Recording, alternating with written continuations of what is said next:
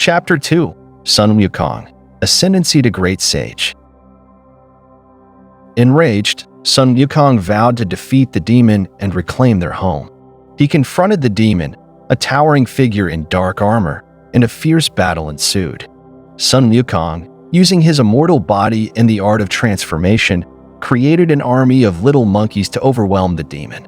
He defeated the demon king of confusion, rescued the stolen monkeys, and reclaimed the Water Curtain Cave. In the aftermath of his triumphant return to the Mountain of Flowers and Fruit, Sun Wukong, the handsome Monkey King, recounted his journey to his monkey subjects. He spoke of his travels across the Eastern Ocean to the southern Jamba continent and then to the western continent of Cattlegift, where he finally met a venerable immortal who taught him the secrets of immortality and eternal youth. The monkeys rejoiced at his success, and in a spirit of unity, they adopted the surname Sun, forming a community bound by a single name, awaiting their eventual ascension to the register of immortals. With his newfound power, Sun Wukong led his monkey subjects in daily military exercises, transforming their play into a semblance of real warfare. However, he soon realized the potential danger of their activities. Should their mock battles be mistaken for rebellion, they could face attack from human monarchs or other beings. Recognizing the need for real weapons, Sun Wukong sought advice from his older monkeys, who suggested obtaining arms from the nearby city of Ally. Sun Wukong, leveraging his magical abilities, created a gale that terrified the city's inhabitants, allowing him to enter the palace unopposed. There, he discovered the armory and, using his transformative magic, created an army of little monkeys to carry away the weapons. With this newfound arsenal, the monkeys of the Mountain of Flowers and Fruit became a formidable force, their mountain stronghold as secure as an iron bucket or a wall of bronze. One day, Sun Wukong, dissatisfied with his current weapon, sought a more suitable one.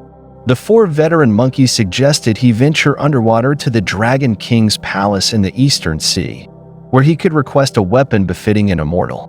Eager to acquire a fitting weapon, Sun Wukong dived into the sea and made his way to the Dragon King's palace.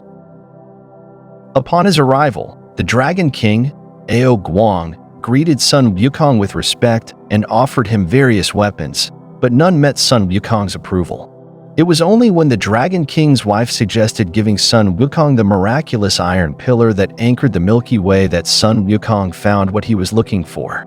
This iron pillar, upon Sun Wukong's command, transformed into the perfect weapon for him, a staff that could change size at his will, which he named the As-You-Will Cold-Banded Cudgel. With his new weapon in hand, Sun Wukong, ever the cunning negotiator, further pressed the Dragon King for a suit of armor to match. Reluctantly, the Dragon King summoned his brothers from the other seas, who together provided Sun Wukong with a golden chain mail, a phoenix wing purple gold helmet, and lotus root cloud walking shoes.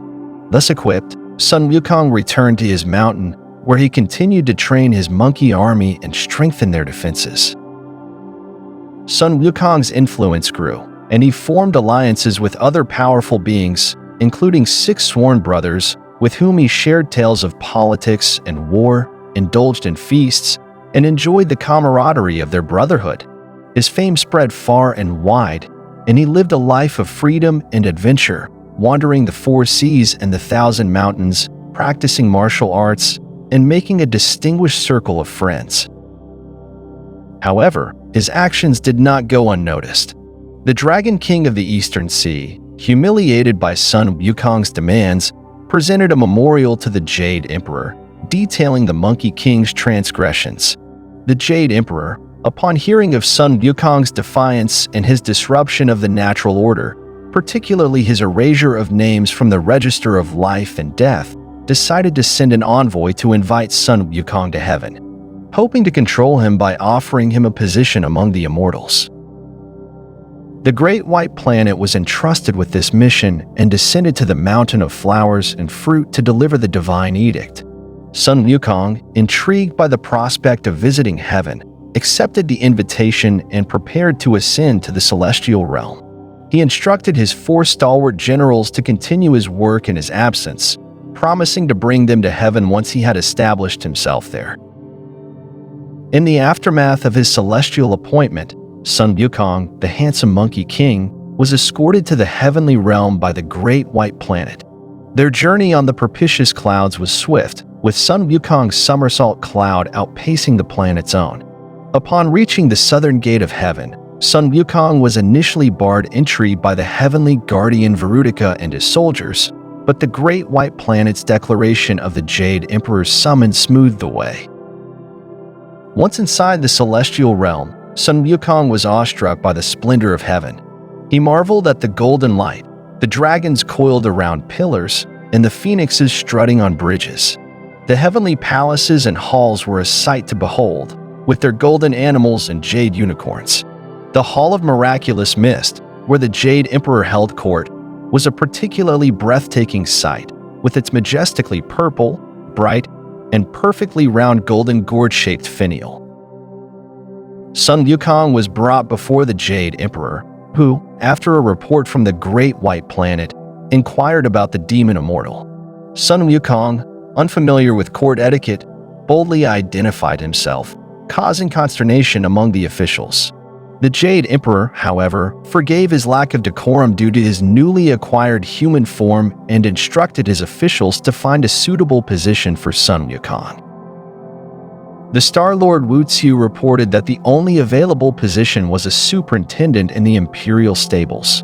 The Jade Emperor, without hesitation, appointed Sun Wukong as the protector of the horses.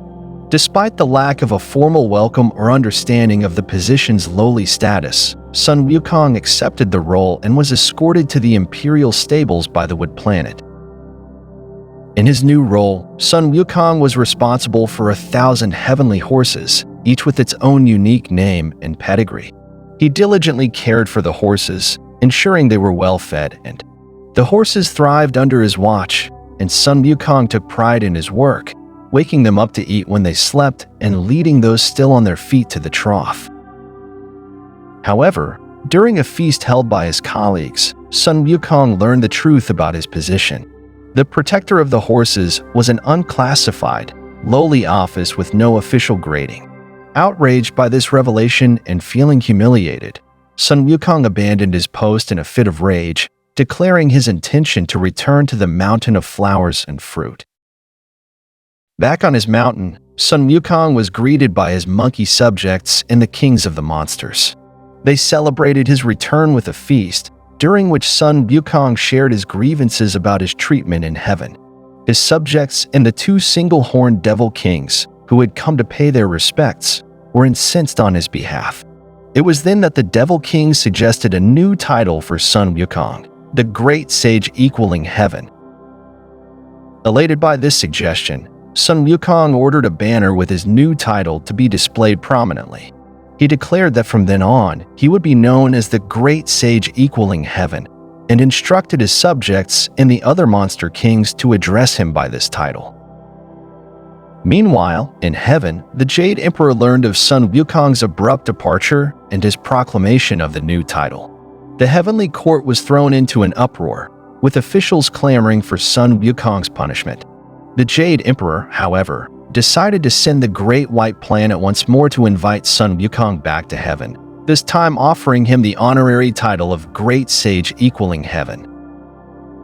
Sun Wukong, pleased with the turn of events, accepted the invitation and returned to heaven.